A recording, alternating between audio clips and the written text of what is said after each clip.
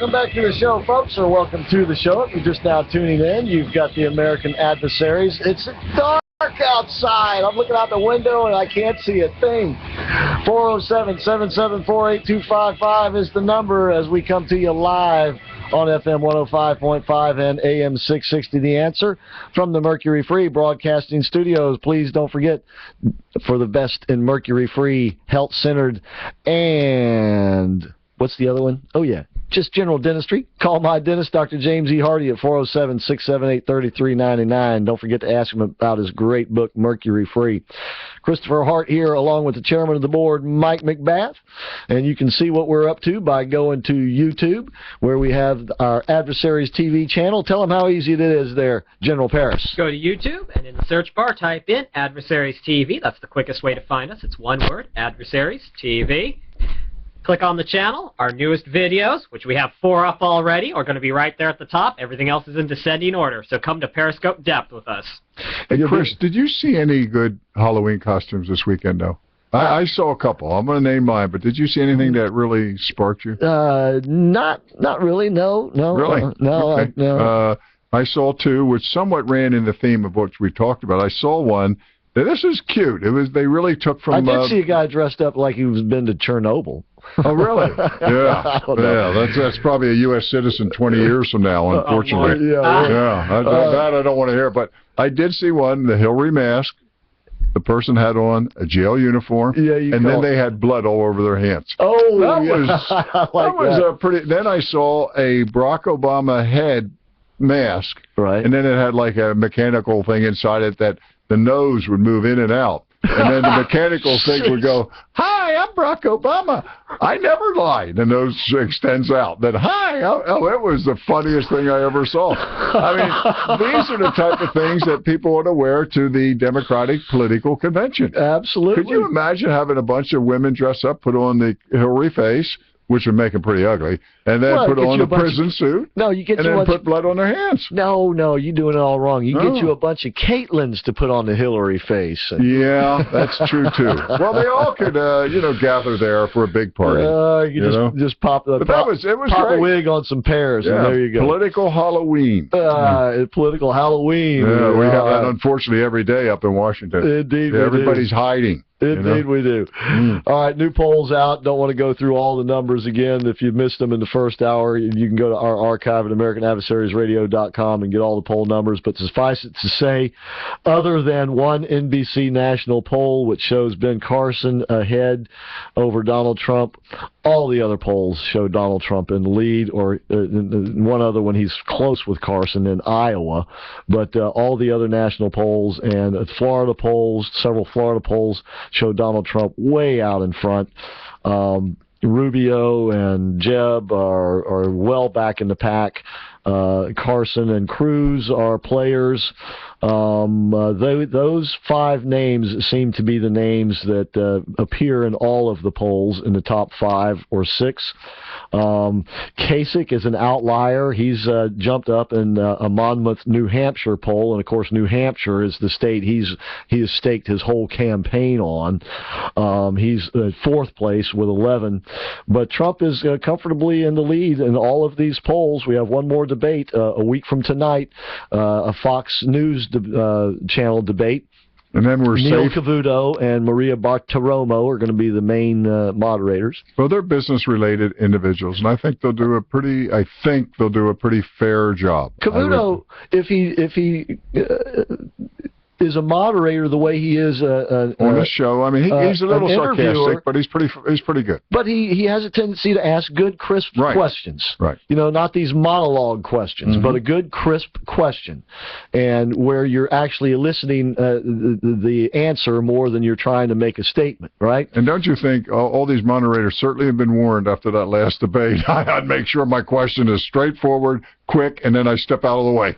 Well, yes and no. Like I said, though, with the media, the mainstream media. Well, they want recognition. The last group got it. Yeah, and look at the reaction that we're beginning to see now. I'm beginning to think that these moderators were pushing the limit, and we're going to just continue to push the limit until they got the reaction that they got, knowing that they would get that reaction. And possibly knowing that some of these candidates might start threatening to pull out of the debate or something like that. And, of course, once a candidate does that, then they get all over them about, you're not tough enough, you're a coward, whatever. And lo and behold, now that these candidates have all gotten together to talk about changing the rules or whatever, guess who's out there now all of a sudden, calling them basically a bunch of cowards? Right. Barack Obama. I know. Here's a guy who was never vetted that has the audacity to make those statements. But he makes a point that we made on the show. We had a caller Friday about this. Al, he called in yesterday about it. And that is that if you can't stand up to these and by the way, Chris Christie and Donald Trump have basically said the same thing. If we can't stand up to these morons, how can we expect to be really president of the United States? I mean, in essence, you're dealing with morons here. Right. That's the level of mentality that would elicit this type of behavior from a moderator in a presidential debate. Don't you hate to see time wasted with a moronic question? Because there's just, 8 minutes per guy. It is. And I think that's a sin. The American public deserves better. They do. We do. I think so. That's where I said they should, instead of doing away with the moderators, change the format. Right. You change the format so that the moderator has to ask the same question of each candidate. Each candidate gets a minute to answer the same question. You can ask whatever you want, but each candidate is going to have a say in it. And then you reduce the number of candidates on stage. You have 2 or 3 groups, and so it could be done right.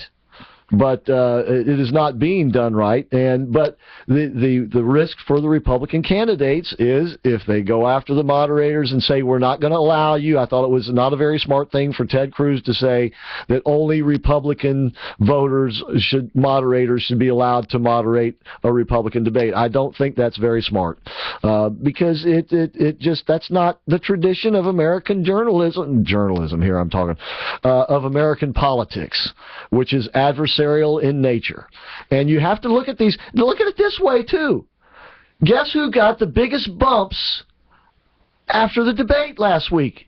It was the candidates who did what? Right. Who went after the bozos in the media. It's an opportunity. Right. They're giving you in their own way a softball to be able to stand up there and whack them upside the head a couple of times. That's great for Republicans, for the base. I think it would be a lot of fun. You remember 4 years ago it was Newt Gingrich in North Carolina. Right, exactly right. All of a sudden he's ahead in the polls till he gets down here to Florida when Mitt Romney ran all those polls about him. But what's negative ads. When you see these polls, though, like the Florida poll, how is Jeb really going to move up much when we all know him? And, he's been around here forever. What can he do? Show me how he can juggle balls or maybe, walk on ice or what can he do to move he can't. This to me shows us the sad state of the Republican establishment and their thinking in terms of this primary.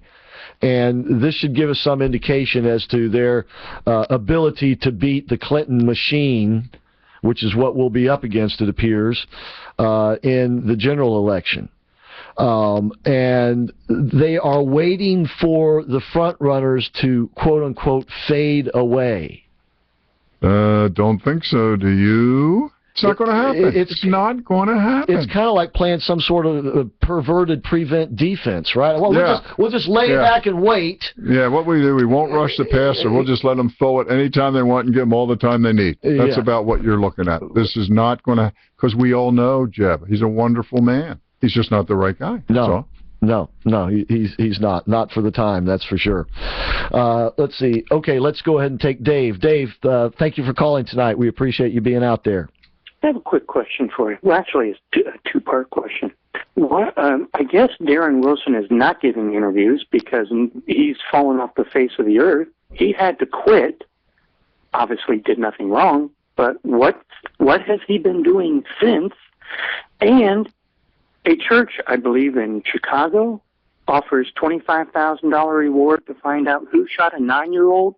Why aren't the talking heads your radio stations and the syndicated shows, why aren't they talking about that? Well, Black Lives Matter did another uproar someplace, disrupted. I saw a little blurb on the repeat of O'Reilly last night, but I was half asleep, so I don't know. But what the bleep is going on? A 9-year-old is shot in the head, and nobody gives a rat's ass. Well, Darren Wilson had to quit.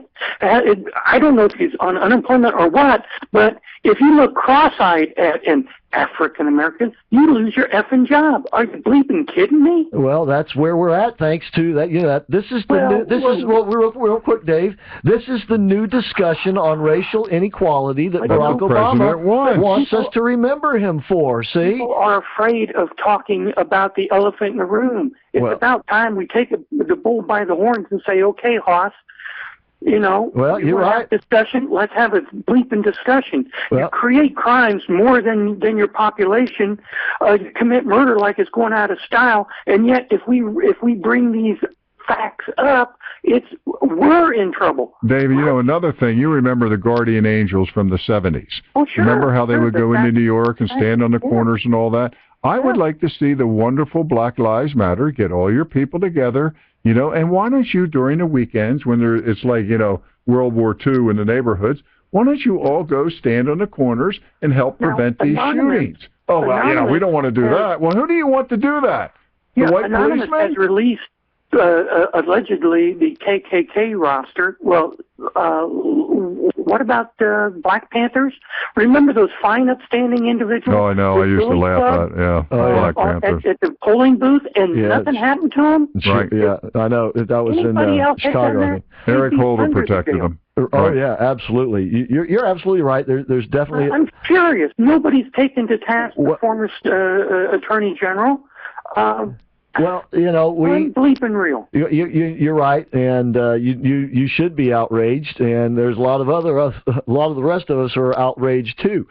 And you're right. We talk about it. We talk about it. And nobody cares. Well, people care, but they don't know what to do. And the other thing, Chris, we're going into a political season, and I think if it's ever to be discussed, it'll be right after the elections, and then go to it. Well, but I think these politicians are chicken to discuss it. Well, this is